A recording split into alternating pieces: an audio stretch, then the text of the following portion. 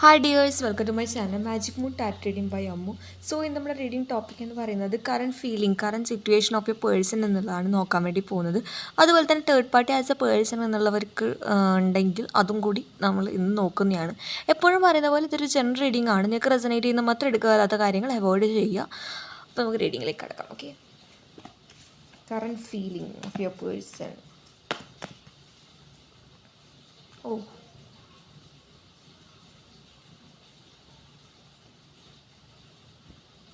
നമുക്ക് ഈ ഓരോ കാർഡും ക്ലാരിഫൈ ചെയ്ത് നോക്കാം. The two of pentacles clarify.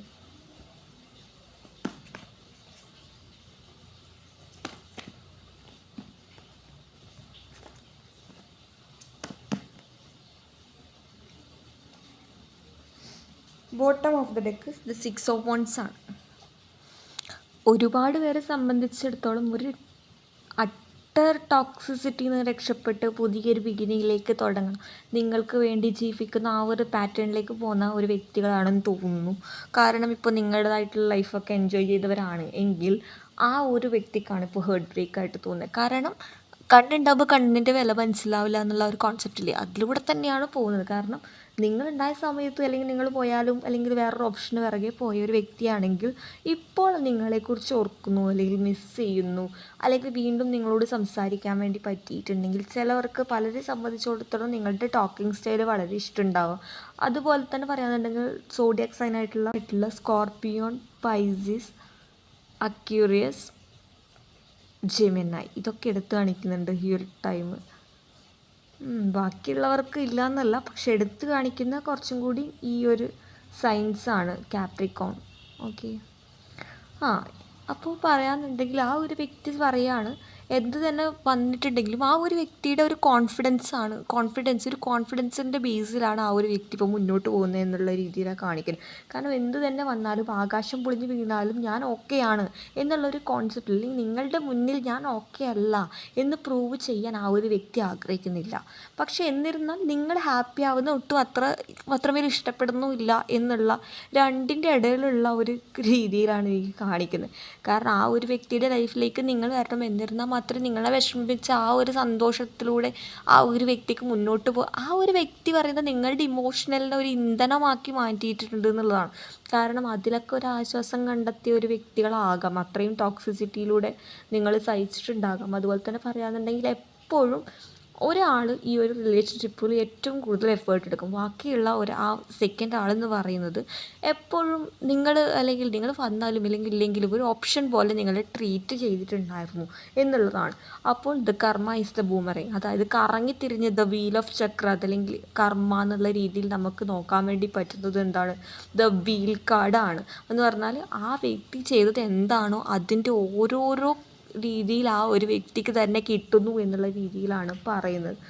അതുപോലെ തന്നെ ഈ മെഡിറ്റേഷനിലൊക്കെ ഇമ്പോർട്ടൻ്റ് ചെയ്യുന്ന ഒരു വ്യക്തിയാണെങ്കിൽ ഇപ്പോഴും അല്ലെങ്കിൽ മെഡിറ്റേഷൻ ബ്രിങ് ആൻസർ എന്നൊക്കെ അല്ലെങ്കിൽ അതിനൊക്കെ വിശ്വസിക്കുക, അല്ലെങ്കിൽ ടാരറ്റിനെ വിശ്വസിക്കുന്നുള്ളവരല്ലെങ്കിലും ആ ഒരു വ്യക്തി മെഡിറ്റേഷനൊക്കെ ചെയ്യുന്ന ഒരു വ്യക്തികളായിരിക്കാം, അല്ലെങ്കിൽ യോഗ അങ്ങനെയുള്ള കാര്യങ്ങൾക്കൊക്കെ ഇമ്പോർട്ടൻ്റ് കൊടുക്കുന്നുണ്ട്. അല്ലെങ്കിൽ മുന്നേ അതിന് ഇമ്പോർട്ടൻ്റ് കൊടുത്ത വ്യക്തികളാണെങ്കിൽ ഇപ്പോഴും അതിലൂടെ കണ്ടിന്യൂ ചെയ്ത് പോവുകയാണ്. ഇപ്പോൾ ആ ഒരു വ്യക്തി മനസ്സിലാക്കിയിട്ടുണ്ടെന്ന് വെച്ചാൽ ഇപ്പോഴും വെയിറ്റിംഗ് ആണ്. പക്ഷെ എന്തിനു വേണ്ടിയിട്ട് അല്ലെങ്കിൽ എങ്ങനെ ഇതൊന്നും അറിയില്ല, ഒരു ഡയറക്ഷൻ ഇല്ലാത്ത ഒരവസ്ഥയിലാണ് ആ ഒരു വ്യക്തി വെയിറ്റ് ചെയ്യുന്നത്. കാരണം ഒരു കാര്യത്തിന് എൻ്റപ്പായി എന്ന് ഇപ്പോഴും വിശ്വസിക്കാൻ ആ ഒരു വ്യക്തി തയ്യാറാകുന്നില്ല എന്നുള്ളതാണ് കാണിക്കുന്നത്.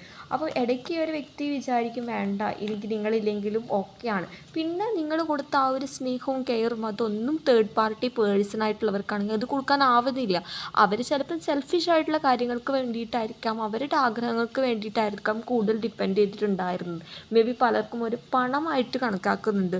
അതുപോലെ തന്നെ പറയുകയാണെന്നുണ്ടെങ്കിൽ ഇപ്പോൾ ആ ഒരു വ്യക്തിക്ക് ഒരു ഹേർട്ട് ബ്രേക്കാണ് നല്ല രീതിയിൽ തോന്നുന്നത്. കാരണം ഇപ്പം മുന്നോട്ട് അല്ലെങ്കിൽ നിങ്ങളോടുമായിട്ട് മിണ്ടണം എന്നുണ്ട് എന്ന് വെച്ചാൽ നിങ്ങൾ അങ്ങോട്ട് വരാൻ വേണ്ടി പറ്റില്ല. പകരം കാരണം ദി എംപറർ എനർജി എന്ന് പറയുമ്പോൾ തന്നെ അത്രയും ഈഗോയിസ്റ്റിക്കായിട്ട് നിൽക്കുകയാണ്, അത്രയും എന്താ പറയുക ഒട്ടും വിട്ട് തരില്ല, നിങ്ങൾ ഇങ്ങോട്ട് വരട്ടെ, വേണമെങ്കിൽ ഇങ്ങോട്ട് വന്നോട്ടെ എന്നുള്ള കോൺസെപ്റ്റിൽ തന്നെ ഇരിക്കുകയാണ്. പക്ഷെ അതിന് അവരുടെ ഈഗോനെ ബൂസ്റ്റ് ചെയ്യുക എന്നുള്ള രീതിയിൽ പലരും അങ്ങോട്ട് പോകാൻ ശ്രമിക്കുന്നുണ്ട് എന്നുള്ളതാണ് വേറൊരു സങ്കടകരമായിട്ടുള്ള കാര്യം. കാരണം എന്ന് വെച്ചാൽ നമ്മൾ വിചാരിക്കാതെ നമ്മളെ ഒരാൾക്കും പറ്റിക്കാൻ വേണ്ടി പറ്റില്ല എന്നല്ലേ. അപ്പം ഒരാൾ നിങ്ങൾ വിചാരിക്കാം ഒരു ചാൻസ് കൊടുക്കാം, അല്ലെങ്കിൽ എപ്പോഴും എല്ലാവരും ഒരേപോലെ ആവില്ല. ഇതിൽ ഒരുപാട് പേര് വീണ്ടും വീണ്ടും ആ ഒരു വ്യക്തിയുടെ തെറ്റുകൾ മറച്ച് ആ ഒരു വ്യക്തിക്ക് ഇമ്പോർട്ടൻ്റ് കൊടുത്തുകൊണ്ട്, അല്ലെങ്കിൽ ആ ഒരു വ്യക്തിക്ക് ഈഗോ ആണ് ഇമ്പോർട്ടൻ്റ് എങ്കിൽ നിങ്ങളുടെ സെൽഫ് റെസ്പെക്റ്റ് പോലും ആ ഒരു വ്യക്തിയേക്കാൾ അല്ലെങ്കിൽ വ്യക്തിക്ക് വേണ്ടി അടിയറവ് വെച്ചിട്ടാണ് നിങ്ങൾ ആ ഒരു റിലേഷൻഷിപ്പ് കീപ്പ് ചെയ്യാൻ ശ്രമിച്ചത്. എന്നിട്ട് പോലും അതിൻ്റെ ഒരു പകുതിയുടെ എഫേർട്ട് പോലും ഈ ഒരു റിലേഷൻഷിപ്പിൽ കൊടുത്തതായിട്ട് എനിക്ക് കാണുന്നില്ല മക്കളെ. ഓക്കെ, നമുക്ക് നോക്കാം ആ ഒരു വ്യക്തിയുടെ മൈൻഡിൽ നിങ്ങളെക്കുറിച്ച് എന്താണ്, ഇപ്പോഴും നിങ്ങളെക്കുറിച്ച് ഓർക്കുന്നുണ്ടോ എന്നുള്ളതാണ് പലരുടെയും സംശയം.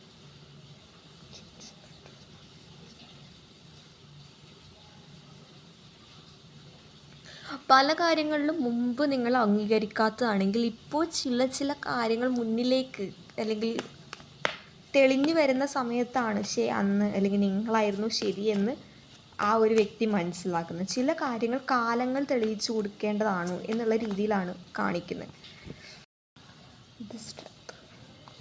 പക്ഷേ പാസ്റ്റിലെ ലൈഫിലുള്ള കാര്യങ്ങൾക്കിടയിൽ പോലും ഒരു കാര്യം പകുതിയായിട്ട് അല്ലെങ്കിൽ കംപ്ലീറ്റ് ആയിട്ട് നിർത്താനോ അല്ലെങ്കിൽ വേറൊരു കാര്യം തുടങ്ങാനോ ഉള്ള ധൈര്യം ആ ഒരു വ്യക്തിക്ക് ഇപ്പോഴും ഇല്ല. അല്ലെങ്കിൽ ഒരു സിറ്റുവേഷൻ രണ്ടും ഒരേ വഞ്ചിയിൽ രണ്ടും ഒരേ കൈക്കൊമ്പിൽ കൊണ്ടുപോകണം എന്നുള്ള രീതിയിലൊക്കെയാണ് ആ ഒരു വ്യക്തി ആഗ്രഹിക്കുന്നത്. ആസ് എ പേഴ്സൺ ആയിട്ടുള്ളത് ചാരിയറ്റ് എന്നുള്ള കാർഡാണ്. അതുപോലെ തന്നെ പറയാമെന്നുണ്ടെങ്കിൽ ഒരു ഡിസിഷൻ എടുക്കാൻ വേണ്ടി പറ്റുന്നില്ല. മേ ബി ഇവിടെ ഒരു പലരെയും സംബന്ധിച്ചൊരു ഫാമിലി എന്നുള്ള കാര്യത്തിലൊക്കെ വരുന്നുണ്ട്. പക്ഷെ എന്ന് വെച്ചാൽ പാസ്റ്റ് മതിയാക്കി, അല്ലെങ്കിൽ പാസ്റ്റ് വേണ്ട, അല്ലെങ്കിൽ എനിക്ക് പുതിയൊരു തുടക്കം വേണം എന്നുള്ള രീതിയിൽ പോകുമ്പോൾ അവിടെയും തടസ്സമാണ്. നിങ്ങളെയും വേണം അവരെയും വേണം എന്നുള്ള രീതിയിൽ. പക്ഷെ കൂടുതലായിട്ടും തേർഡ് പാർട്ടി കൊടുക്കുന്ന പ്രയോറിറ്റി പോലും പലരെയും സംബന്ധിച്ച് പലരുടെ പേഴ്സൺ നിങ്ങൾക്ക് തന്നിട്ടില്ല. അതുകൊണ്ട് നിങ്ങൾ വളരെയധികം ബോൾഡായിട്ട് മൂവ് ഓൺ ചെയ്യുകയാണ്. പക്ഷെ അത് ആ ഒരു വ്യക്തിക്ക് ഒട്ടും ആക്സെപ്റ്റബിൾ അല്ല. What is this? ആ ഒരു വ്യക്തിയെ സംബന്ധിച്ച് ഫിനാൻഷ്യൽ ആയിട്ടുള്ള പല ഇഷ്യൂസും ഉണ്ട്. അതുപോലെ തന്നെ പറയുകയാണെന്നുണ്ടെങ്കിൽ ഒരുപാട് ഓർമ്മകളിൽ സ്റ്റക്ക്ഡാണ്. പക്ഷേ സ്റ്റിൽ ബോൾഡായിട്ട് ഒരുപാട് പ്രശ്നങ്ങളിലൂടെയാണ് ആ ഒരു വ്യക്തി കടന്നു പോകുന്നത് എന്നുള്ള രീതിയിലാണ് കാണിക്കുന്നത്. നിങ്ങളുടെ മുന്നിൽ കാണിക്കാൻ ആ ഒരു വ്യക്തി ആഗ്രഹിക്കുന്നില്ല. ഫുൾ സ്ട്രെങ്ത് എടുത്ത് മുന്നോട്ട് പോകാനാണ്. നിങ്ങളെന്ന് പറയുന്നത് അത് എന്ത് തന്നെ ഉണ്ടെങ്കിലും അതുപോലെ പ്രകടിപ്പിക്കുന്നുണ്ട്. വിഷമമാണെങ്കിൽ വിഷമം, സന്തോഷമാണ്. പക്ഷേ ഈ ഒരു വ്യക്തി നല്ല രീതിയിൽ ഹൈഡിങ് ഫേസ് ഉള്ള ഒരു വ്യക്തിയാണ്. ചിലപ്പോൾ നമുക്ക് പോലും മനസ്സിലാവില്ല ഈ ഒരു വ്യക്തി ഉള്ളിൽ ഡബിൾ ഫേസ് ഉണ്ട് എന്നുള്ളത്. കാരണം അത്രയും നിഷ്കളങ്കരായിട്ടായിരിക്കാം പലരെയും അഭിനയിച്ച് കാണിക്കുന്നത് എന്നുള്ള രീതി കാണിക്കുന്നുണ്ട്. ഇനി നമുക്ക് നിങ്ങളുടെ ഒരു എനർജി എന്താണെന്നും കൂടി നമുക്ക് നോക്കാം. ഈ ഒരു ടൈം നിങ്ങളുടെ അലൈൻമെൻറ്റിലെ energy the queen of pentacle, the ten of pentacle,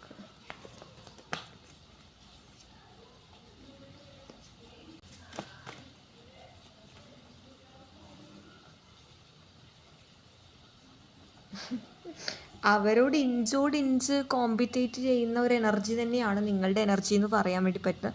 bottom of the deck judgement, then the 10 of Wands and the 2 of Cups എന്നുള്ളൊരു കാർഡാണ്.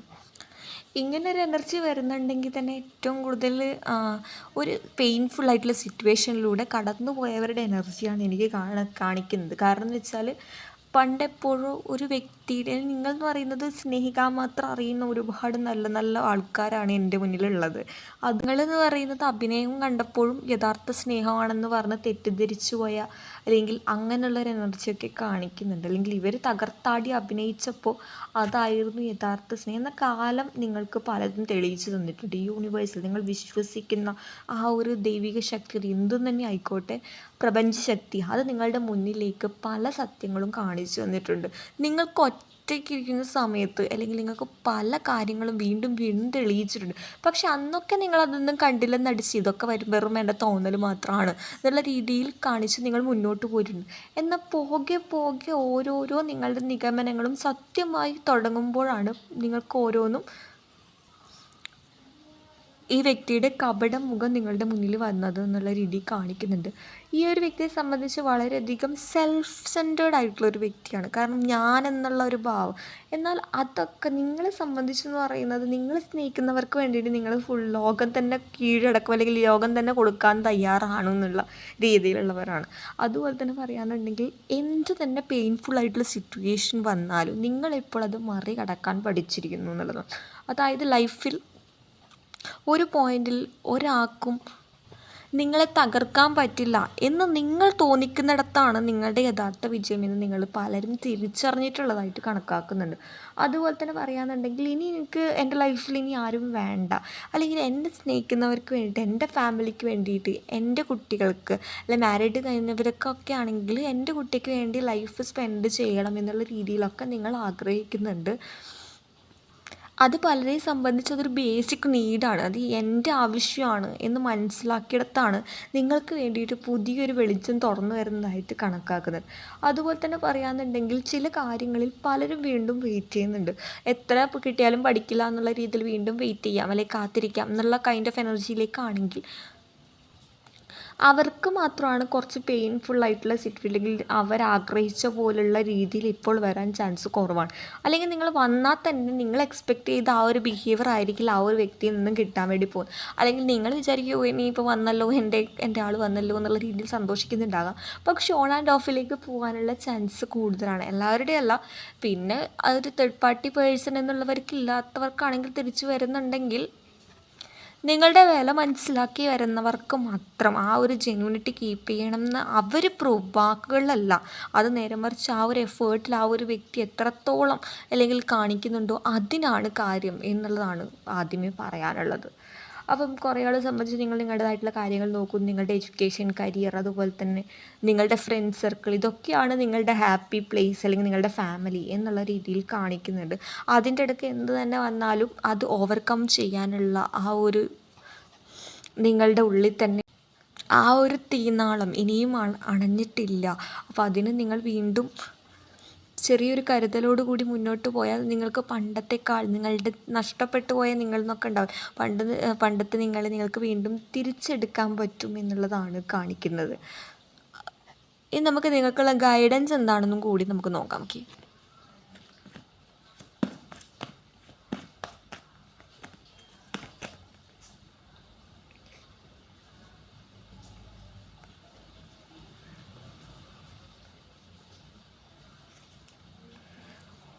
ഓക്കെ, എനിക്ക് പലപ്പോഴും തോന്നിയൊരു കാര്യമാണ്. കാരണം എന്ന് വെച്ചാൽ ഇതെടുത്ത് പറയാനുള്ള കാര്യം എന്താണെന്ന് വെച്ചാൽ, നിങ്ങൾ വിചാരിക്കുകയാണ് ഒരു മെമ്മറീസിൽ സ്റ്റക്ക് ചെയ്തു എന്ന് വിചാരിച്ചൊരു കമ്മ്യൂണിക്കേഷൻ പ്രോപ്പറായിട്ടില്ല എന്നുള്ള രീതിയിലുള്ളതുകൊണ്ട് നിങ്ങളിപ്പോഴും പലരുടെ എനർജിയും ഹാങ്ഡ് മാൻ എനർജിയാണ്. കാരണം എന്ത് ചെയ്യണമെന്നറിയാത്ത അങ്ങനെയുള്ളവർക്കാണെങ്കിൽ പറയുകയാണ്, നിങ്ങൾ വീണ്ടും മുന്നോട്ട് തന്നെ പോകണം.